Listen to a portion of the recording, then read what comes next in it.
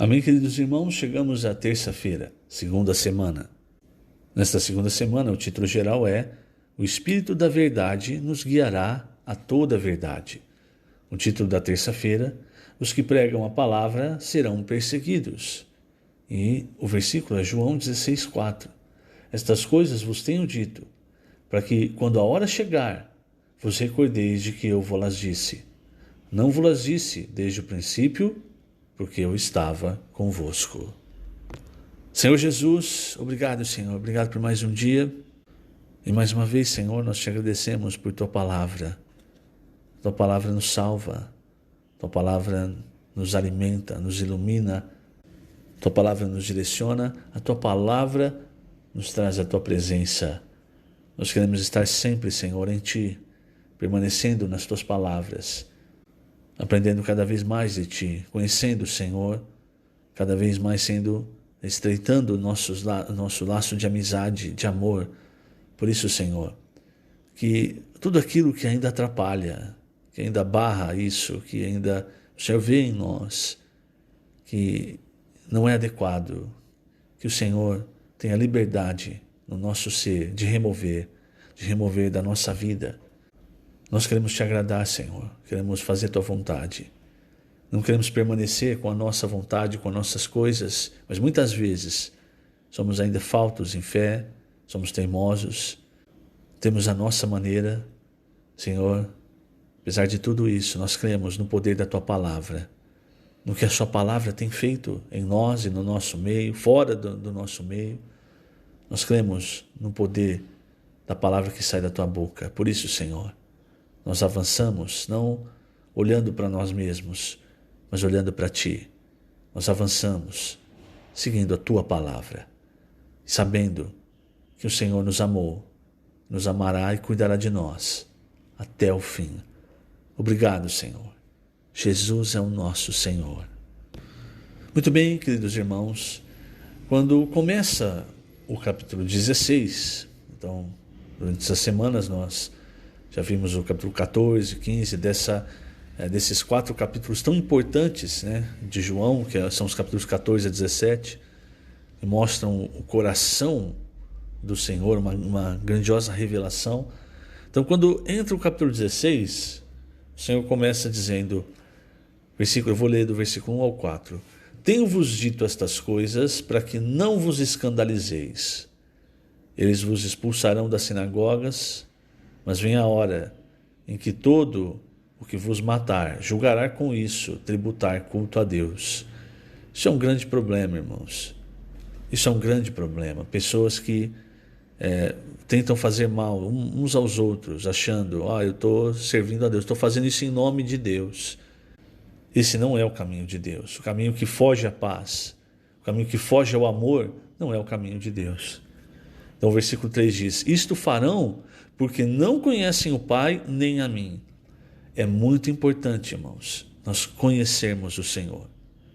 É muito importante nós conhecermos o coração do Senhor, de verdade. Não termos opiniões a respeito do Senhor. Muitas vezes nós moldamos o nosso conceito bíblico, o nosso conceito cristão, nossa opinião, baseado em algumas coisas de nossa vivência, que nós ouvimos, que nós acreditamos, mas nós não conhecemos a palavra profundamente, não conhecemos o Pai, o Filho, a missão do Filho, e essas outras coisas vão misturando, irmãos, e nós criamos uma teologia nossa, vamos dizer assim.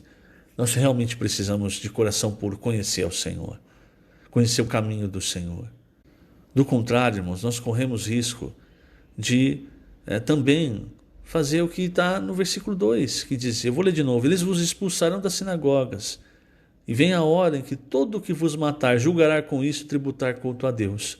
O apóstolo Paulo, quando ainda era Saulo de Tarso, ele fazia exatamente isso, ele buscava os cristãos, aqueles que invocavam o nome do Senhor, para prender e até para matar, porque ele julgava que estava servindo a Deus, estava sendo zeloso para com Deus. Mas ele não conhecia, ele conhecia muito a lei, a palavra. Tem que tomar cuidado. O conhecimento, irmãos, não é a mesma coisa que a vida. O conhecimento pode ser enganoso, a vida não. Por isso que quando nós entramos na Epístola de João, fica ali tão claro quando o João fala a respeito da palavra, do verbo da vida. E é diferente de conhecimento da palavra, o verbo da vida, a palavra da vida é o próprio Senhor. Então aqui, no versículo 3, João 16, isto farão porque não conhecem o Pai nem a mim. Então não é apenas conhecer a palavra da Bíblia, é conhecer o verbo da vida, a palavra da vida, é conhecer o Pai, é conhecer o Senhor, é perceber, esse não é o caminho de Deus. E também, irmãos, por outro lado, se nós estamos no caminho de Deus, nós vamos seguir, nós vamos sofrer perseguição. Por quê? Porque o mundo jaz no maligno. O mundo não quer que o evangelho avance, não quer que a palavra pura de Deus seja falada para as pessoas. O mundo não quer que você saia para orar pelas pessoas. Não quer que, por exemplo, os livros que falam a palavra do reino cheguem às mãos das pessoas. Então, sempre que nós nos movimentamos nesse sentido, vai haver oposição. E nós, queridos irmãos, nós estamos muito próximos ao fim dos tempos. Muitas coisas que estão ali em Mateus 24, nós já estamos vendo acontecer. Mateus 24, os discípulos perguntam ao Senhor, né, que sinal haverá da tua vinda e da consumação do século? E ali o Senhor começa dizendo, vede que ninguém vos engane, porque virão muitos em meu nome, dizendo, eu sou o Cristo, e enganarão a muitos. Se você não ouve, se você não conhece a voz de Deus, a palavra de Deus, você é enganado. Mas se você conhece a palavra, quando o Senhor fala, na boca de qualquer pessoa que seja, você percebe, é o Senhor falando. Por quê? Porque você conhece a procedência da palavra. Versículo 6, eu estou lendo Mateus 24, comecei no versículo 4, agora no versículo 6 diz, e certamente ouvireis falar de guerras e rumores de guerras. Vede, não vos assusteis, porque é necessário assim acontecer, mas ainda não é o fim. Hoje, nós temos uma guerra em andamento, está longe de nós, que é a guerra entre Rússia e Ucrânia. Há rumores de uma guerra entre Irã e Israel. E o Israel já tem combatido há algum tempo aquele grupo terrorista Hamas, enfim. Você percebe que é um período de conflito que a humanidade está vivendo. E todos têm medo de uma terceira guerra mundial. Por quê? Porque essa terceira guerra mundial não seria como as outras duas. Essa terceira guerra mundial seria uma guerra já nuclear, o que dizimaria muitas pessoas, talvez nações. Então há muito medo disso acontecer. Mas o Senhor mostrou, olha o versículo 7, porquanto se levantará nação contra nação, reino contra reino, e haverá fomes e terremotos em vários lugares. Porém, tudo isso é o princípio das dores. Então sereis atribulados e vos matarão. Sereis odiados de todas as nações por causa do meu nome. Neste tempo, muitos hão de se escandalizar, trair e odiar uns aos outros. Está percebendo, irmãos? Isso aqui não pode ser o nosso caminho. O de escandalizar, o de trair, o de odiar. E como eu disse no começo, quando nós conhecemos ao Senhor, João 16:3, nós sabemos, conhecemos o Pai, conhecemos o Filho, nós sabemos o que é o caminho de Deus e o que não é. Paulo, em 2 Coríntios 10, ele diz, as armas da nossa milícia não são carnais, elas são poderosas em Deus. Há um caminho no qual nós podemos andar e há um caminho no qual nós não podemos andar. E aí o versículo 11 diz, levantar-se-ão muitos falsos profetas e enganarão a muitos. Eu já falei um pouco sobre isso, irmãos. Por quê? O que é o falso profeta? É aquele que fala algo que Deus não falou, entende? Algo para o seu próprio interesse, algo buscando fama, dinheiro, buscando pessoas, enfim. O profeta não é o que adivinha o futuro, o profeta é aquele que fala por Deus para dentro do espírito, do coração das pessoas.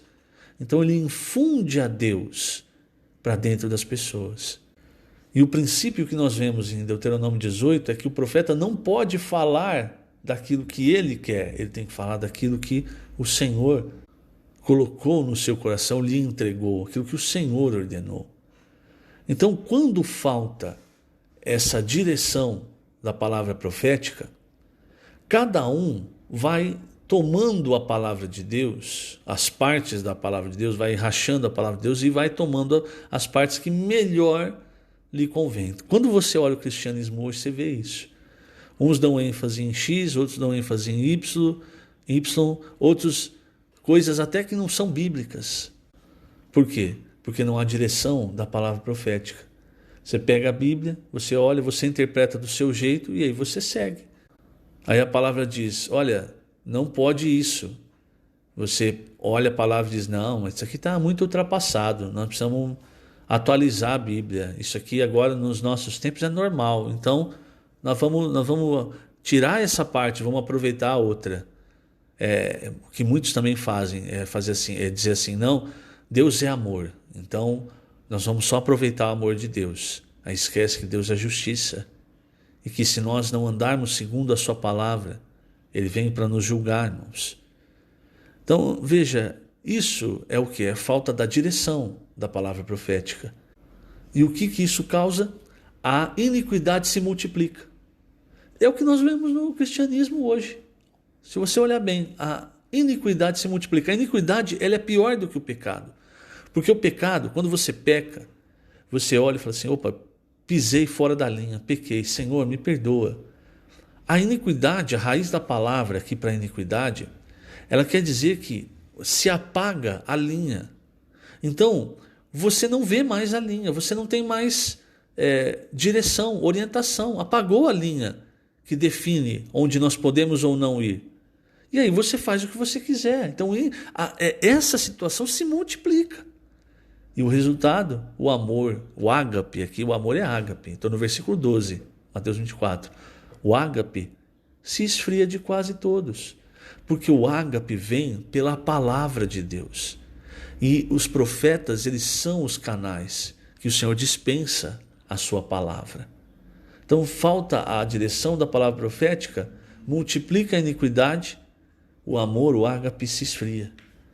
Mas graças ao Senhor, versículo 13 diz que aquele, porém, que perseverar até o fim, esse será salvo. Então, aos que vão perseverar até o fim, aonde? Na comunhão, como nós vimos em Atos 2, na comunhão dos apóstolos, no ensinamento dos apóstolos e profetas, seguindo a direção da palavra de Deus. Porque a finalidade da palavra profética é nos dar a direção correta. Por isso o versículo 14 diz, depois de falar de perseverar, o versículo 14, ele mostra o principal sinal. Então, guerras, Israel, outras coisas, terremotos, epidemias, tudo isso são sinais secundários. O principal sinal da volta do Senhor está no versículo 14. Será pregado este evangelho do reino por todo o mundo, para testemunho a todas as nações. Então virá o fim. O evangelho do reino é um evangelho de testemunho, porque é um evangelho de vida. É um evangelho que mostra o caminho para as pessoas chegarem ao reino. Então eu vou terminar essa terça-feira, irmãos, lendo página 29, último parágrafo. Os versículos 9 a 13 de Mateus 24, versículos que eu acabei de ler, relatam as tribulações enfrentadas pelos cristãos na era primitiva da igreja, desde oposição até morte. No entanto, o versículo 14 é que verdadeiramente sinaliza o fim dos tempos e a responsabilidade que recai sobre nós, a igreja. E será pregado este evangelho do reino por todo o mundo para testemunha todas as nações, então virá o fim. Essa é a responsabilidade dos trabalhadores da última hora. Graças a Deus isso se aplica a nós. Cremos que o Senhor não vai aguardar por outra geração, Ele precisa de cada um de nós, hoje.